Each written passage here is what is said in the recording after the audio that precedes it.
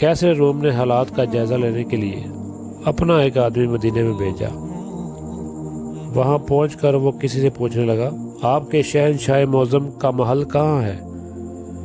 ہم لوگ شہنشاہ محل سے جیسے الفاظ سے بالکل ناآشنا تھے۔ آپ یہ بتائیں کہ ملنا کس سے ہے؟ کہا مسلمانوں کے بادشاہ سے۔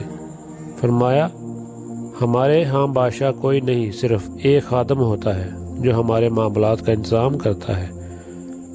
ان کا نام عمر رضی اللہ تعالیٰ عنہ ہے، اور محل میں نہیں رہتے بلکہ گارے کے ایک جھونپڑے میں رہتے ہیں، اور اس وہ کہیں مزدوری کر رہے ہوں گے۔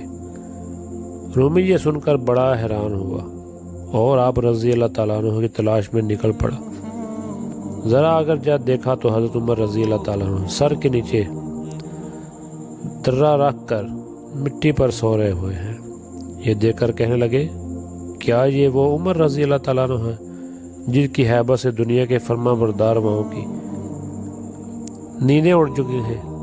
اے عمر رضی اللہ تعالیٰ عنہ، تم نے انصاف کیا اور تمہیں گرم ریت پر بھی نیند آ گئی۔